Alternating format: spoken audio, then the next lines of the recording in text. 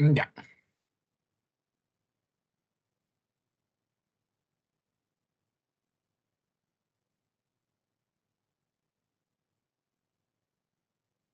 Oh, por favor, me confirman si se puede ver.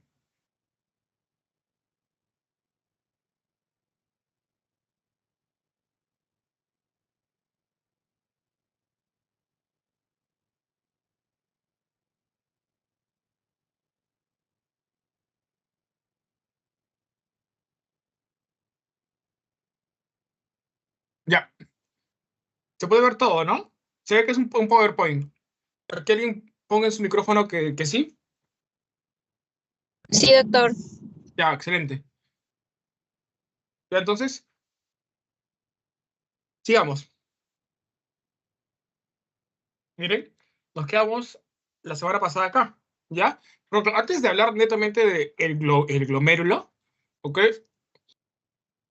Tenemos que saber cómo se mueve el agua, o sea, cómo son los fluidos en los compartimientos, ¿ok? Ustedes saben que no siempre, o sea, ustedes no son una bolsa de agua, en pocas palabras. Ustedes son compartimientos, ¿ok? Imaginemos que tenemos una persona, ¿ok? Paso, ¿qué fue el dibujo? Otra vez. Tenemos que tenemos una persona.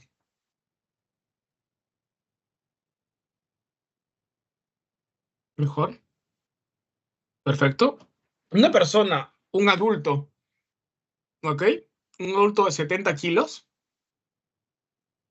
¿Cuánto porcentaje es de agua? ¿Alguien sabe?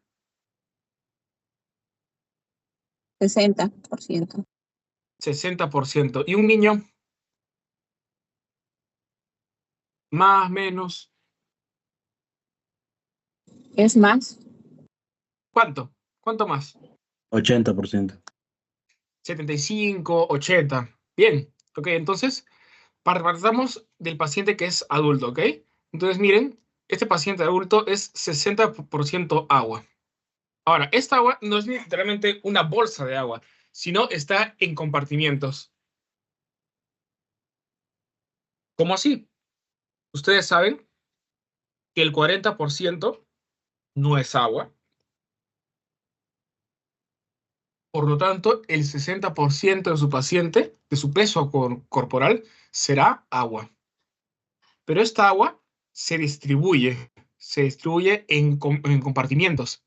Se distribuye en LIC, que es el líquido intracelular, y se distribuye en LEC, que es el líquido extracelular. Siempre en el agua hay más agua. Siempre dentro de la célula hay más agua. ¿Ok? Por lo tanto, los 2/3 del agua van a estar en el LIC y 1/3 va a estar en el LEC. Así de simple. El extracelular lo puedo seguir dividiendo en más compartimientos. ¿En cuáles? En plasma e intersticio.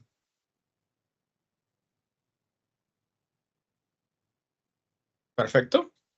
Entonces, este plasma es 1/4 de ese LEC. Y ese intersticio es 3/4.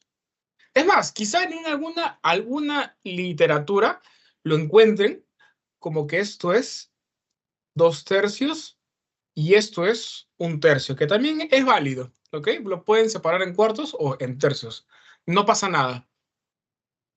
Entonces, ¿por qué me sirve saber esto? Porque básicamente, ustedes saben que el agua fluye por los compartimientos, por lo tanto, las sustancias también pueden pasar por esos compartimientos. Perfecto. Y eso justamente este gráfico resume esto, tal y cual, ¿ok? Miren cómo el agua corporal total se va a dividir en dos espacios, un extracelular y un intracelular. Este extracelular se puede dividir en plasma e intersticio. Ujú. Ok. Entonces eso es lo más importante de este gráfico. Ahora, el detalle es cómo yo puedo medir, por ejemplo, cómo se van a ir ciertas sustancias. Por ejemplo, quizá lo hayan escuchado acerca de la inulina. ¿Alguien sabe qué es la inulina? ¿Cómo se moverá por estos compartimientos? La misma cantidad que ingresa, la misma cantidad que tiene que salir. Claro, ¿ok? Pero exactamente cómo. La inulina es el mejor indicador para medir eh, el fluido en el compartimiento extracelular, ¿ok? La inulina se puede mover a través del compartimiento extracelular, por tanto, se puede medir en plasma, ¿ok? A las finales, la inulina es el mejor parámetro para ustedes y es más, estimula, bueno, la inulina en pocas palabras se estimula para, o se usa para estimular la filtración glomerular, porque siempre permanece en el líquido extracelular, que nunca se va al leak, siempre se queda acá. Entonces, con esto podemos entender estos gráficos. ¿Cómo así? Para empezar, tenemos que saber lo que es la concentración. Así que voy a borrar esto. Puedo borrar esto, ¿no? Solamente es el preámbulo. Vamos a Sí, borrarlo doctor. entonces.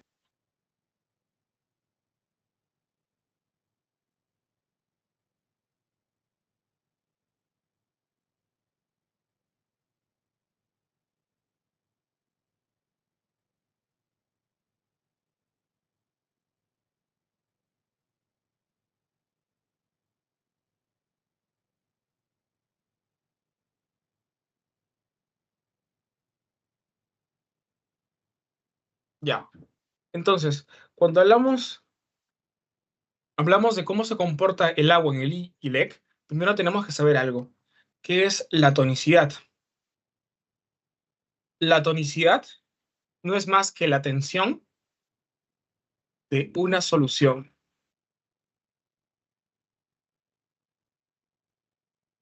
Y es más, nos va a ayudar a entender estos gráficos. ¿Ok? Miren, como en el eje vertical tengo osmolaridad y en el eje horizontal tengo el volumen en litros. Por lo tanto, si yo tengo la osmolaridad, es una propiedad, ¿ok? Vamos a ponerlo acá.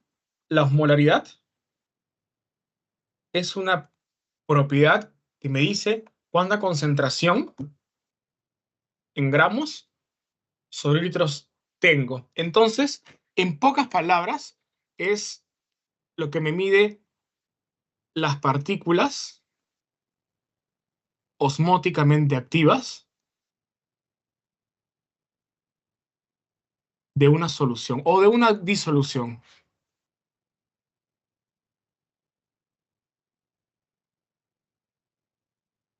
¿Ok? Partamos de ese concepto. Ustedes saben que la difusión es el movimiento de una sustancia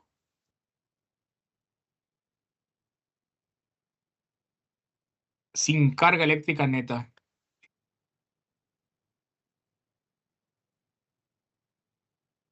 ¿Ok? Siempre la difusión, entonces, en pocas palabras, para que se entienda, va de mayor concentración a menor concentración. Así se mueven las partículas. De mayor concentración a menor concentración. Así de simple. En cambio, el agua, la ósmosis, es el movimiento del agua. ¿Ok? Entonces acá le vamos a poner el movimiento del agua. Pero no nos vamos a quedar con ese concepto. Netamente es la difusión de agua a través de una membrana semipermeable.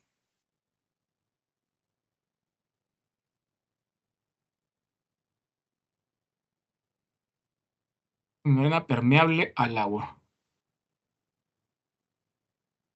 ¿Ok? Entonces, al final, el agua se mueve ¿hasta qué punto? Hasta alcanzar el equilibrio.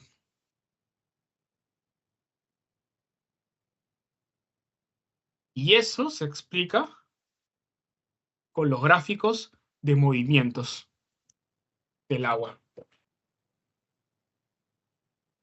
La mayoría de preguntas las van a sacar siempre con esta misma fórmula. ¿Qué es la concentración? La concentración es igual a masa sobre volumen. Imagínense que ustedes tienen un vaso, ¿ok? Con agua. Acá voy a poner concentración. ¿Ok? Concentración, masa sobre volumen. Imaginemos que ustedes tienen un vaso con agua. Imaginemos que empiezan a echarle sal. Le echan algunas moléculas o unas partículas de sal y luego empiezan a darle más sal, más sal, más sal, más sal. El volumen permanece constante, pero la masa empieza a aumentar. ¿Ok? Más sal, más sal, más sal, más sal, más sal, más sal, más sal, más sal, más sal, más sal. Entonces, si aumentan la masa, ¿qué pasa con la concentración? También aumenta. Por el contrario, si ustedes disminuyen el volumen, es inversamente proporcional a la concentración. Si ustedes disminuyen el volumen, aumentan la concentración. Y viceversa, si ustedes aumentan el volumen, bajan la concentración. Quiere decir que esto es directamente proporcional y esto es inversamente proporcional. ¿Y por qué me interesa saber esto? Porque con esto puedo saber cómo son los movimientos y quizá ya les hayan explicado. Pregunta, ¿esto les han preguntado alguna vez en seminario integrador?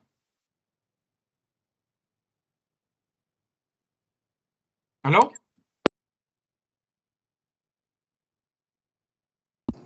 Doctor, buenas tardes. Sí, en realidad nos preguntan como el gráfico de Jan Roth.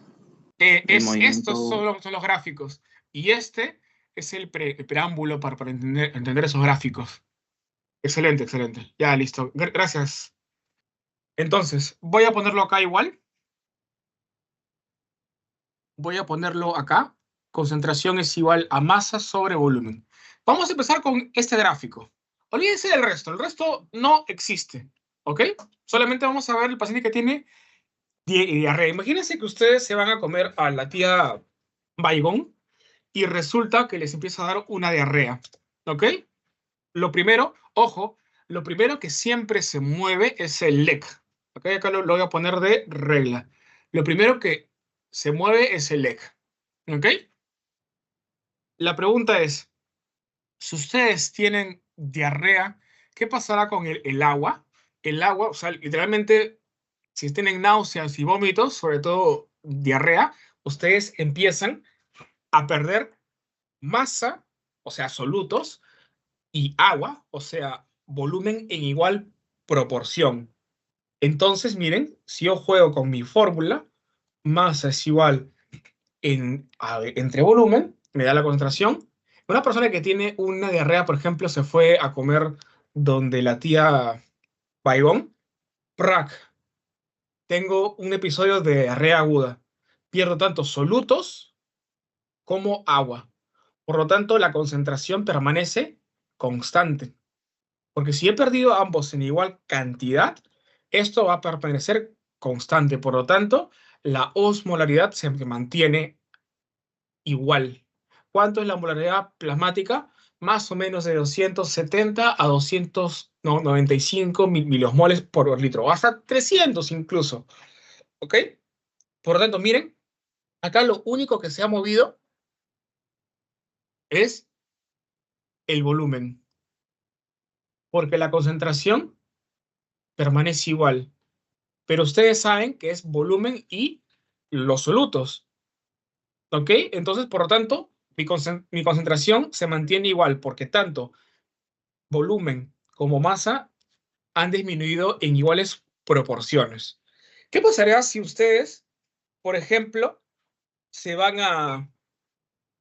bueno, ya no soportan la diarrea y se van a emergencia y los atiende un médico y resulta que les pone una infusión de una solución isotónica de cloruro de sodio? Ustedes saben que es 0,9% porque tiene una osmolaridad muy similar al plasma, de 285 hasta 295 hasta 300 en unas literaturas, milomoles. O sea, es una solución que se comporta igual al plasma. ¿Qué pasará acá?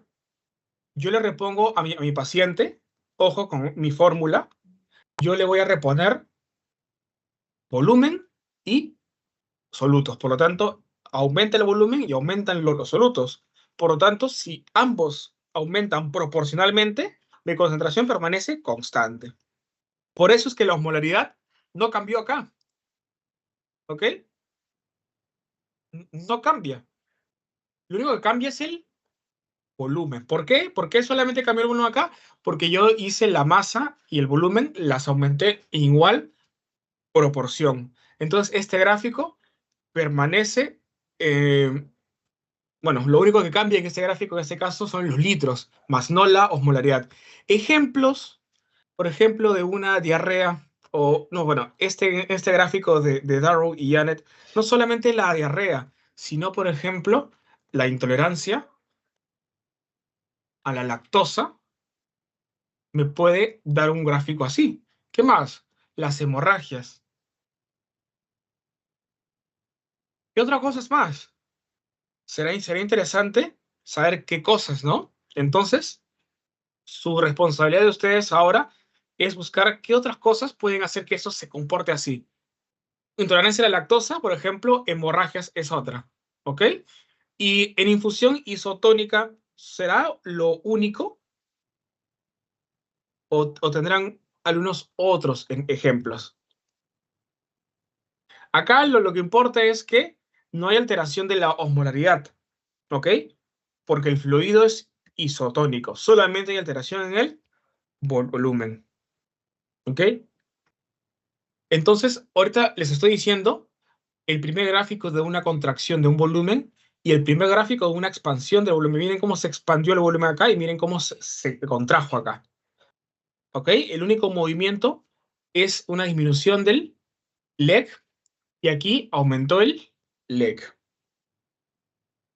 Por eso le dije, regla primordial, lo primero que se mueve es el leg. ¿Qué pasará cuando una persona está perdida en el desierto? Ojo, esto sigue siendo osmolaridad,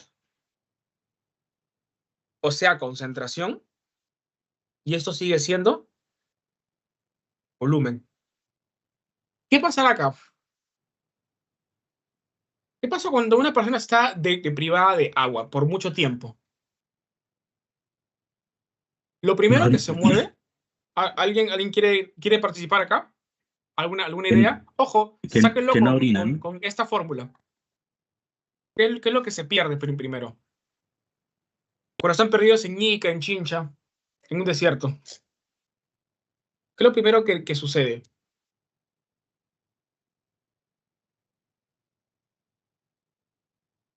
Deshidratación, agua, doctor. Muy bien, exacto. Lo primero que se pierde es, o sea, se puede perder masa como volumen, es cierto, pero más pierdo agua. ¿Ok? Por lo tanto, si me guío con mi fórmula, el volumen empieza a disminuir. El primer movimiento del leg, obviamente, es el agua. El volumen de mi leg disminuyó. ¿Ok? Segundo, si está disminuyendo el leg, los solutos que tengo acá se empiezan a concentrar. Es como que yo empiezo a llenar más sal, o mejor dicho, literalmente de mi vaso de agua se empieza a ir el agua, pero se está concentrando la sal que está en mi vaso.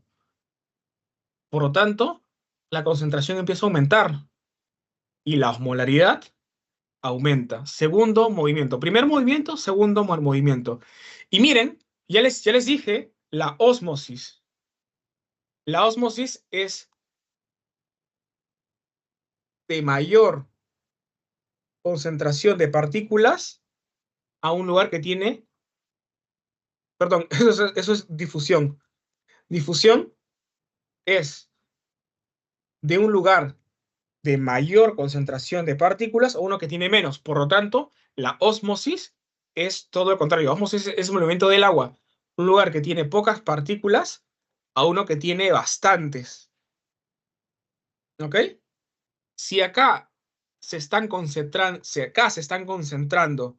mis partículas y acá tengo pocas, ¿qué pasará? El agua, ¿cómo se mueve de aquí para acá, no? De lic hacia lec. Tercer movimiento.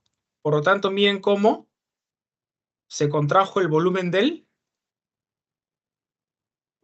lic. Por lo tanto, en ese equilibrio que se forma, aumentó la osmolaridad en el lec, perdón, en el lic. Lic. Primer movimiento, perdí más volumen que solutos. Rack se contrajo. Se empieza a concentrar.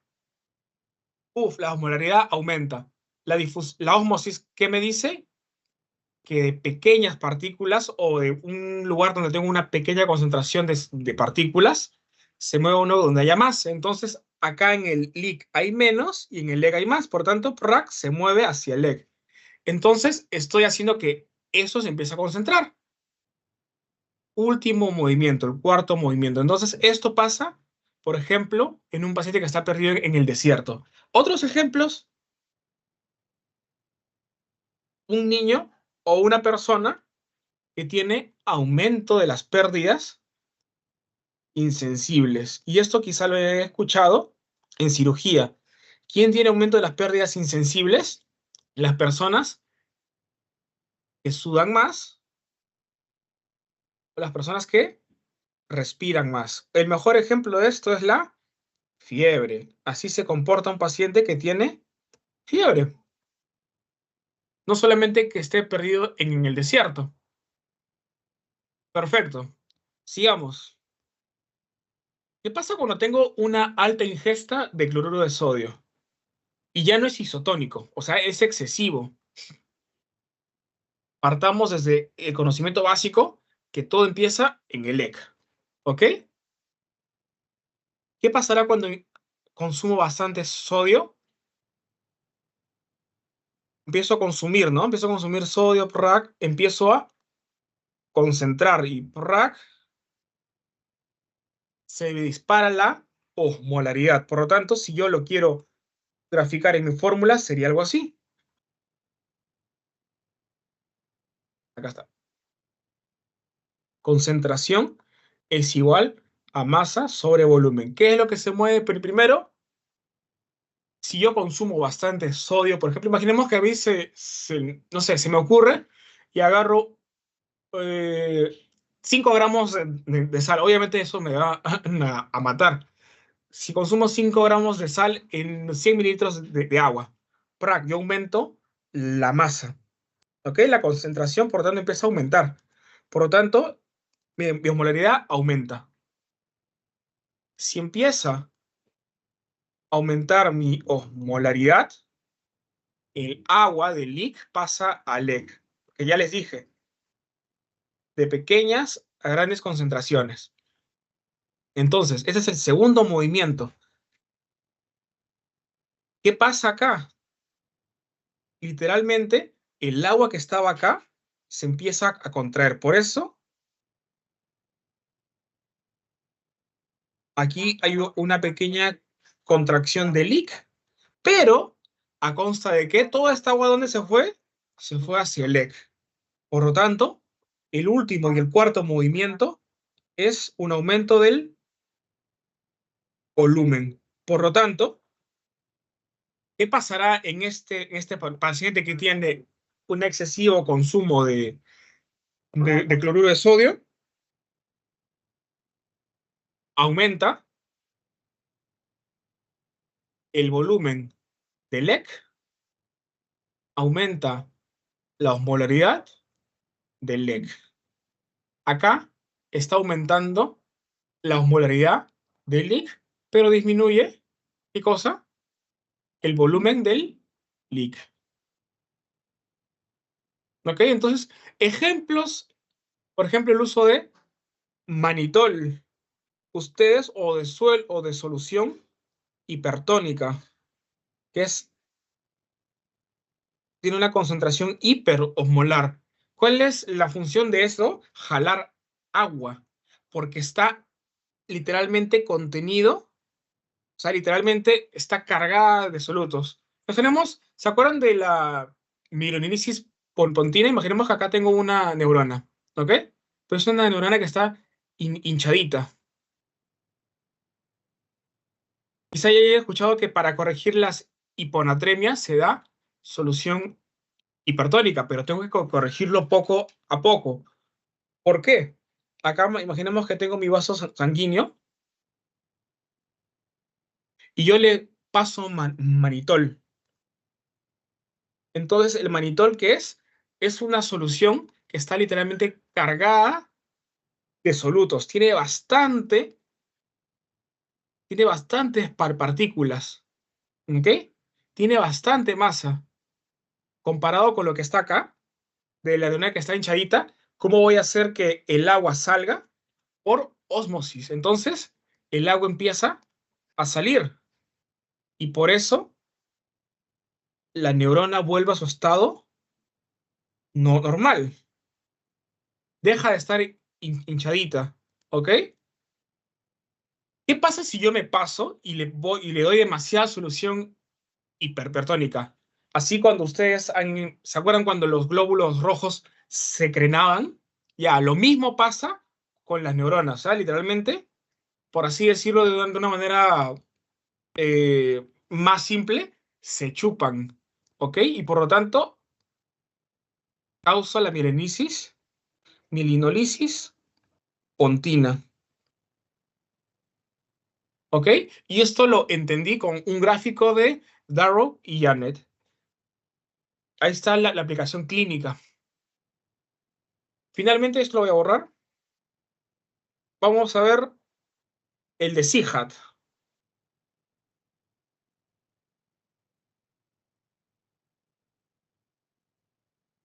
¿Qué es el CIHAT? ¿Qué es el CIHAT?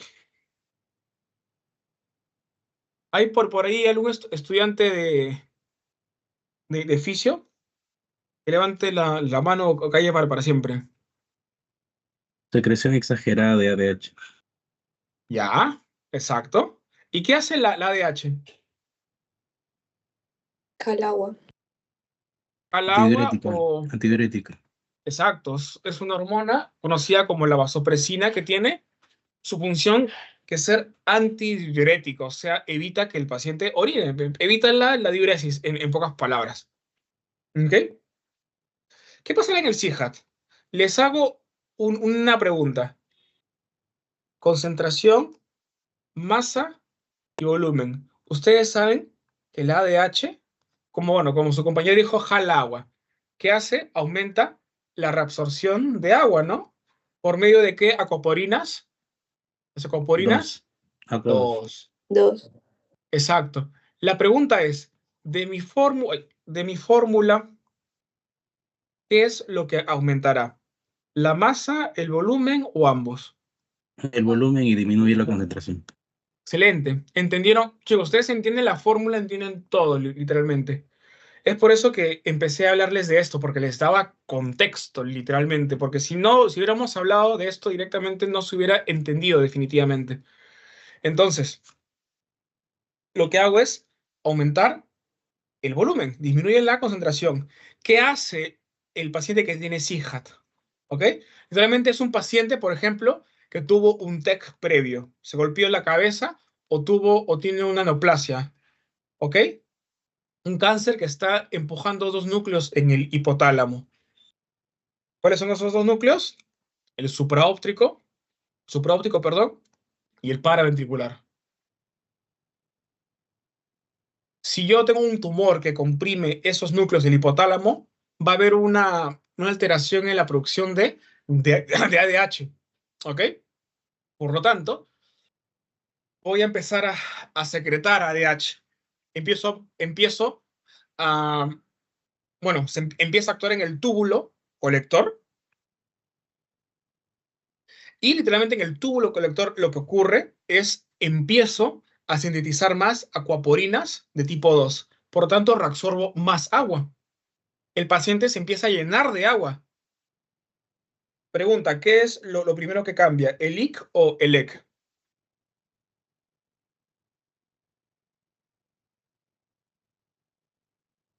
¿LIC o LEC? Sin miedo. Y si se Lo que equivocan, todo siempre es prefiero que se movido, equivoquen ¿no? hasta El acá. EC. Exacto. La regla primordial. Lo primero que se mueve es el LEC. ¿Ok? Entonces, si literalmente tu paciente se está llenando de agua, ¿ok? Lo primero que ocurre es aumento del volumen en el EC. Primer movimiento. Si se empieza a llenar de agua mi vaso, empiezo a llenar de agua, agua, agua. ¿Qué pasa con la sal que estaba ahí? Se diluye. Se diluye. Entonces, segundo movimiento, la osmolaridad cae porque la concentración, perdón, claro, porque la concentración empieza a bajar. ¿Ok? Pese a que sigue habiendo la misma cantidad de partículas, el volumen está aumentando, por lo tanto, el volumen, perdón, la osmolaridad empieza a decaer. ¿Ok?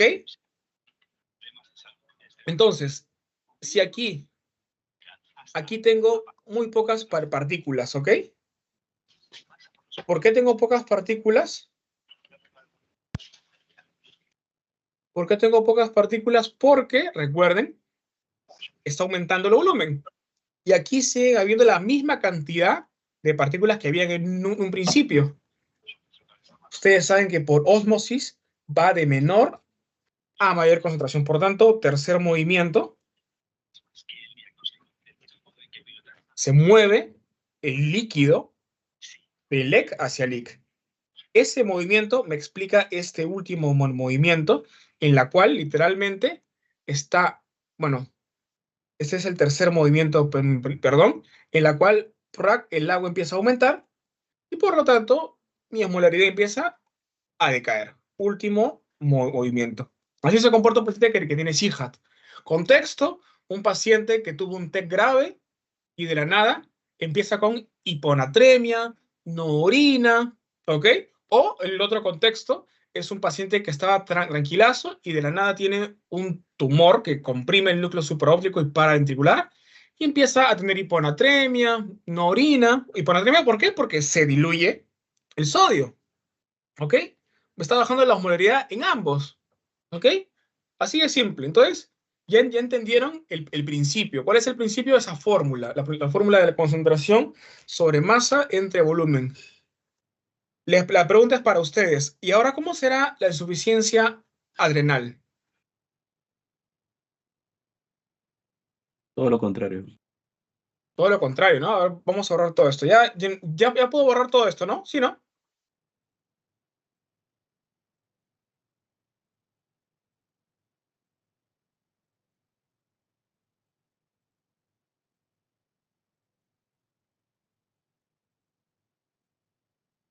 ¿Qué es la insuficiencia adrenal? ¿Alguien sabe?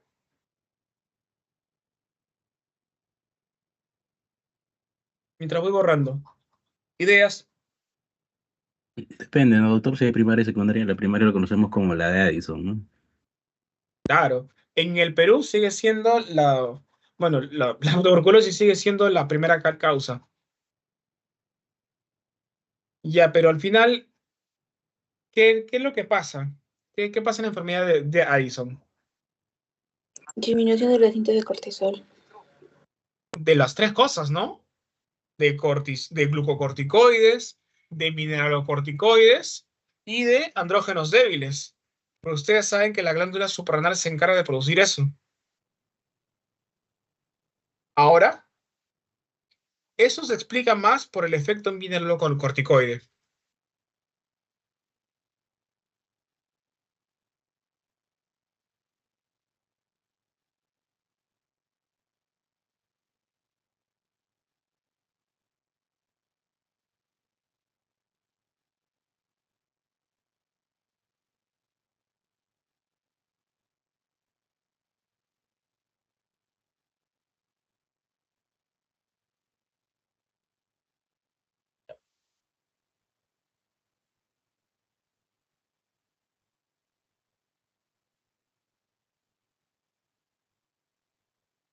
Ya está. Entonces, el último. La pregunta es, ¿qué es lo que está alterado acá? ¿Masa o volumen?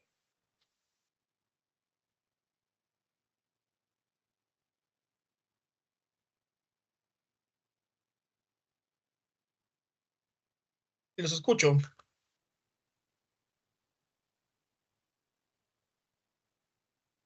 ¿Qué está alterado Doctor, no ahí? sé ¿La si me masa o el equivoqué. volumen? No sé si me equivoqué. Por ejemplo, como hay disminución de aldosterona, entonces se afecta la masa y con ella consecuencia el volumen. Ya, pero ¿cuál es el que predomina? ¿La masa o el volumen?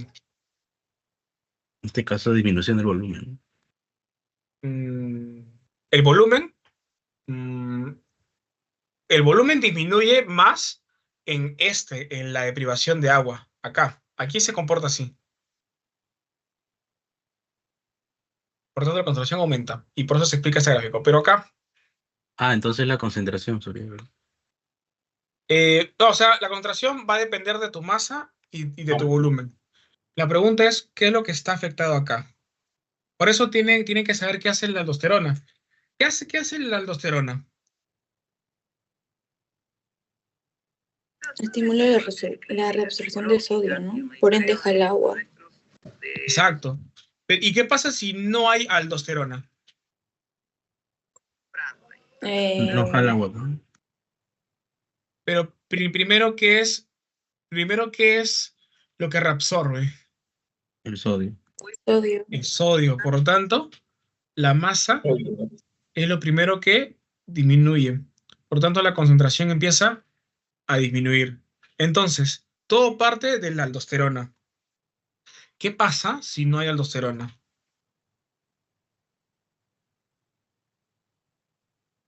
La aldosterona me permite reabsorber por medio de unos canales de los ENaC, me ayuda a reabsorber sodio, ¿ok?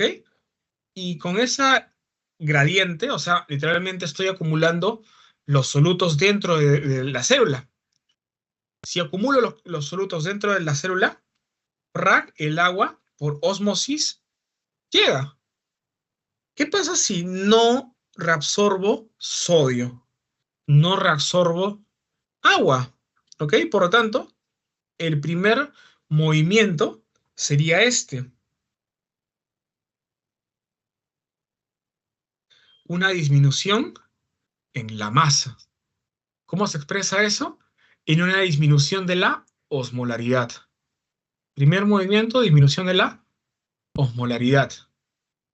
De lo primero siempre del LEC. Lo primero. ¿Qué pasará después?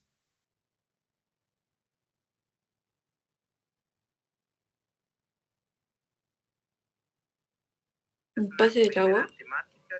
Del Empiezo a aumentar mi concentración. Baja la osmolaridad. ¿Cómo se va el agua? De LEC a LIC o de LIC a LEC.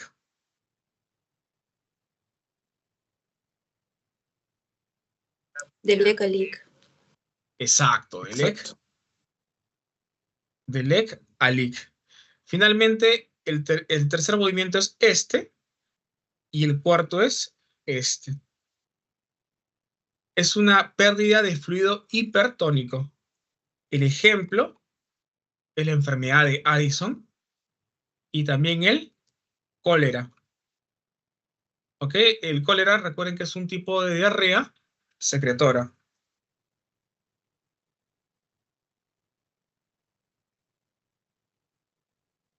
¿Ok? Listo. Entonces, ya con eso, igual, si no ha quedado claro, pueden repasarlo en casa como diagrama de Darrow y Janet. ¿Ok? Va. Doctor, Listo. una última Entonces, consulta. cuéntame.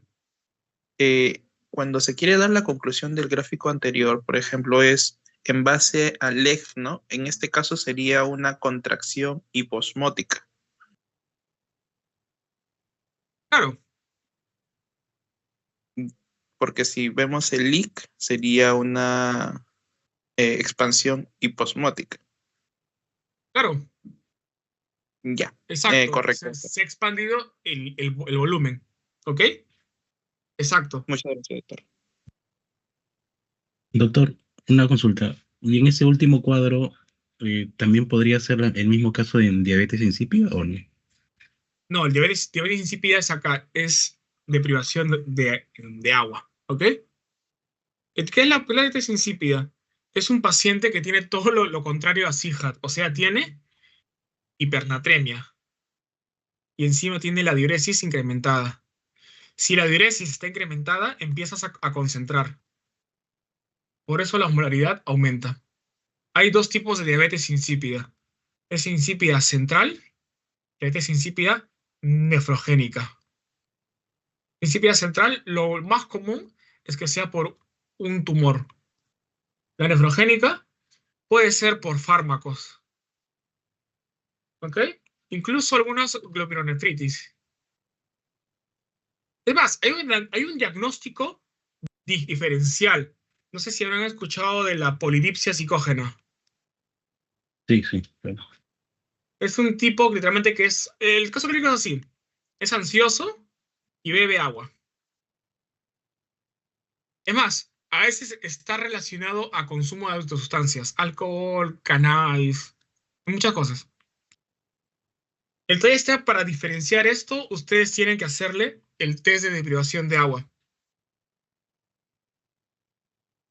Luego miden su osmolaridad plasmática.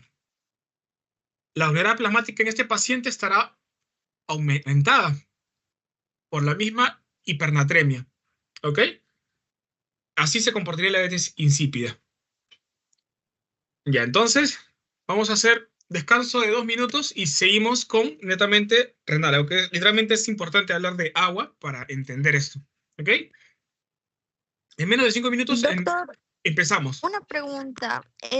¿Diabetes insípida y diabetes mellitus puede ir en el medio igual que diabetes insípida o no? ¿Cómo? No, se escuchó entrecortado. O sea, diabetes insípida va igual en el cuadro donde está diabetes mellitus puede ir en el cuadro de diabetes insípida, o sea, igual, contracción. ¿Tú qué piensas? Que sí, ¿Por qué? porque tiene los mismos síntomas, ¿no? Polidipsia, Exacto, pero poliuria. hay un detalle. El problema es que la diabetes mellitus tienes una alta concentración de glucosa. ¿Ok? Entonces, la glucosa es una molécula altamente osmótica, o sea, te jala agua de donde sea. Por eso los pacientes que vienen con cetoacidosis diabética a la emergencia están deshidratadísimos. Entonces, ¿ustedes qué esperarían encontrar en un paciente que tiene cetoacidosis diabética? Ojo, una diabetes mellitus controlada hasta cierto punto, literalmente no tendría por qué darte alteraciones en el diagrama de Darrow.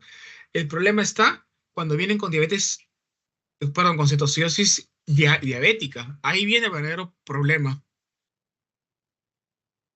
Entonces, en base, ustedes lo que tienen que hacer es, ojo, no siempre son pacientes robots. A eso quiero llegar.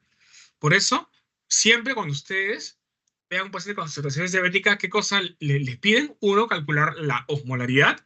Dos, si tienen, por ejemplo, un trastorno ácido-base, lo más probable es que sea una acidosis metabólica y ustedes tienen que ver si es una, ¿cómo se dice?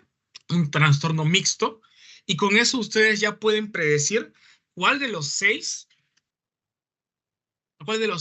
diagramas es literalmente el que se va a comportar con la cetoacidosis. ¿Ok? O sea, no siempre se comporta así, pero en teoría es muy, muy similar, pero no siempre. Britney, ¿ok? Gracias, doctor. El resumen, nunca son pacientes robots, eso solamente les sirve para un examen. ¿Ok? Ya, entonces, en 4 minutos volvemos, chicos.